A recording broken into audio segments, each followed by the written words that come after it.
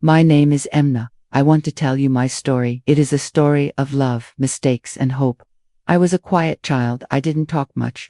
I didn't have many friends. My parents were very strict. They said no playing, no friends, no hobbies. I stayed at home all day. I wanted to play with other kids, but my parents said stay inside. I didn't go to kindergarten when I started school. I was scared. I asked myself, how will I talk to other kids? But soon I made some friends. I stayed quiet at school. I told myself, be quiet, be safe. I wanted to join art classes and sports. I loved drawing. But my parents said, no, focus on your studies. Art is not important after school. I went to college. I met a boy named Ryan. He was tall and funny. He made me laugh. He said, you are so beautiful. I felt special when I was with him. We talked for hours. He told me, you are my best friend. I wanted to study and get a good job. But Ryan didn't like that. He said, why do you need a degree? You can marry me. I was 18 years old. I was in love. I thought Ryan will take care of me. He asked me to marry him. He said, let's start a family. I stopped going to college. I gave up my dreams.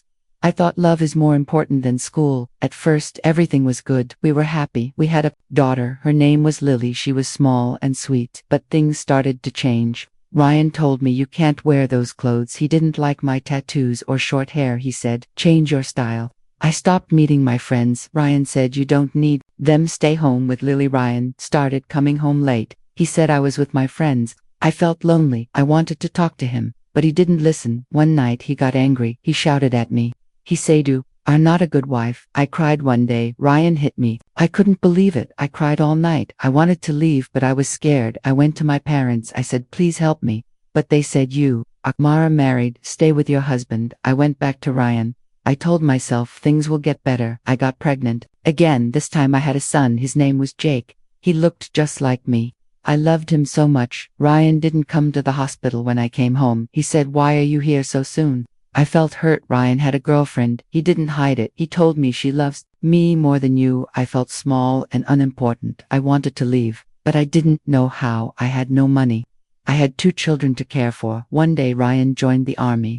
He left me with the kids. He said, you can manage. I cried every day. My father died. During this time, my mother moved to another country. I was alone. Ryan called me from the army. He said, I found someone new. I couldn't believe it. I asked why. He said, I am happier with her. 3 months later, Ryan called again. He said, I made a mistake. Please take me back. I still loved him. I said, okay. We tried to fix our marriage, but Ryan didn't change. He still hurt me with his words. Now we have been married for 16 years. Ryan tries to be better, but he still hurts me with his words. I often think about my life. Why did I forgive him so many times? Why did I stay? I am 33 years old now. I am not the same person I used to be. I am stronger, but I feel tired sometimes. I feel like I don't exist. I want to believe in a better life. I want to find happiness for myself and my children. Every morning I wake up early. I look at my children. They are my reason to keep going. Lily is 8 years old now. She loves drawing and singing. Jake is 4 years old. He likes to play with cars and laugh loudly. I tell myself, be strong for them. I cook breakfast. I pack Lily's lunch for school. Jake stays home with me.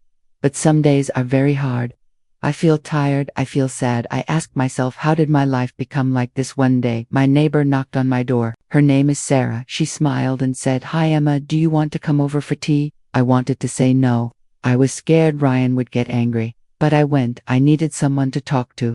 Sarah told me, you are not alone. I am here for you. Her words made me cry. I didn't feel so alone anymore. Sarah gave me an idea. She said, why don't you start working from home? I thought about it. Ryan didn't want me to work outside. But maybe I could do something small. I started baking cakes and selling them. At first it was hard. I didn't know if I could do it, but I worked hard. My cakes were good. People started ordering more for the first time in years. I felt proud of myself. I thought I can do this one day. Ryan came home angry. He shouted, why are you baking? You don't need to work. I looked at him and said, I need to do this for me and for the kids. I will not stop.